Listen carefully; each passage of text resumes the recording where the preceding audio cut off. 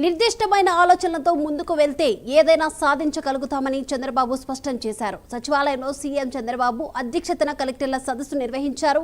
ప్రపంచంలోనే తెలుగు వాళ్లు అగ్రస్థానంలో ఉండాలి అనేదే తన ఆలోచన అని పేర్కొన్నారు. సామాజిక న్యాయాన్ని పరిగణిస్తూ సమర్థతకు పెద్దపీట వేస్తున్నామని తెలిపారు. డబుల్ ఇంజిన్ సర్కార్, డబుల్ డిజిట్ గ్రోత్ అని ఆయన చెప్పారు. 15% వృద్ధి రేటు సాధించగలిగామంటే ఈ సందర్భంగా జిల్లా కలెక్టర్లకు సీఎం చంద్రబాబు పిలుపునిచ్చారు.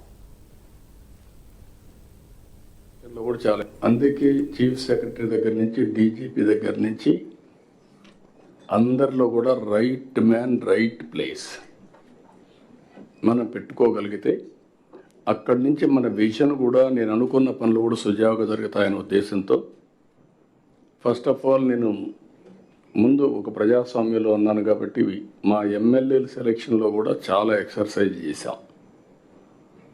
మంత్రుల సెలక్షన్లో కూడా చాలా ఎక్సర్సైజ్ చేసుకున్నాం. సామాజిక న్యాయాన్ని పరిగణిస్తూనే సమతుల్యంతో సమర్థత కూడా పెద్దపీట వేసి ముందుకు పోతున్నాం. ఈరోజు మేము చేసిన పని మీరు గుర్తుపెట్టుకోవాలి. రిమైండ్ చేస్తున్నా మీకు పొలిటికల్ గవర్నెన్స్ అన్నాం కాబట్టి ఇక్కడ ఎన్డీఏ గవర్నమెంట్ ఉంది, కేంద్రంలో కూడా ఎన్డీఏ గవర్నమెంట్ ఉంది. డబుల్ ఇంజన్ సర్కార్, డబుల్ డిజిట్ గ్రోత్.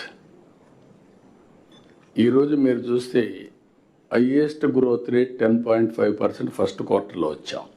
కానీ మన ఎయిమ్ అయితే ఇంకా ఎక్కువ ఉంది, ఉంది.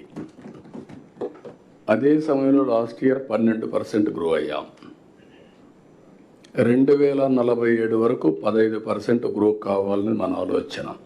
ఈ ప్రభుత్వం వస్తానే ఒక నిర్దిష్టమైన విధానం government of India Viksit Bharat 2047 తయారు చేశారు.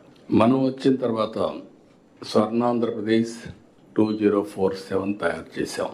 ఇది మనందరికి ఒక బైబిల్ కావాలి, ఒక భగవద్గీత కావాలి, ఒక ఖురాన్ కావాలి.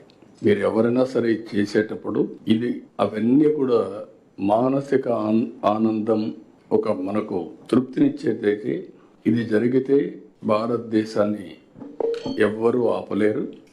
ప్రపంచంలో నెంబర్ 1గా తయారవుతుంది. అందులో తెలుగు రాష్ట్రం మనం అగ్రస్థానంలో ఉండాలని నా ఆలోచన.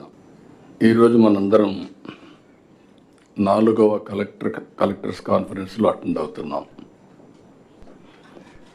అదే సమయంలో ఇప్పటికి మీరు చూస్తే 15 నెలలు పూర్తి చేశాం కొత్త గవర్నమెంట్ వచ్చిన తర్వాత. మీరందరూ కొంతమంది నిన్న మొన్న చూశాను, మీరు రికార్డ్స్ అన్ని యంగ్స్టర్స్వి 2040, 54, 55 కూడా సర్వీస్లో ఉంటారు కొంతమంది కొత్తగా వచ్చిన ఐఏఎస్ ఆఫీసర్స్ అందరూ. నేను ఐఎమ్ థింకింగ్ 2047 అంటే ఆ తర్వాత కూడా ఆలోచిస్తున్నాం, ఒక ఎకో సిస్టమ్ క్రియేట్ చేయాలి. ఇండియా నెంబర్ 1 కావాలి. ప్రధానమంత్రి నరేంద్ర మోడీ గారు వచ్చిన తర్వాత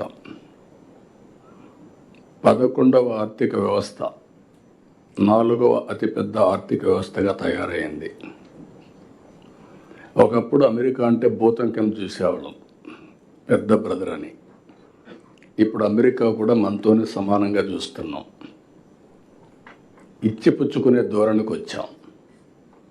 అది రావడానికి కారణం మీరు అందరూ గుర్తుపెట్టుకుంటే, మనకు స్వాతంత్రం వచ్చి దగ్గర 75 సంవత్సరాలు అయిపోతుంది, 77 సంవత్సరాలు అవుతా ఉంది. ఇంకొక 22 సంవత్సరాల్లో 100 సంవత్సరాలు మనం పూర్తి చేసుకుంటున్నాం.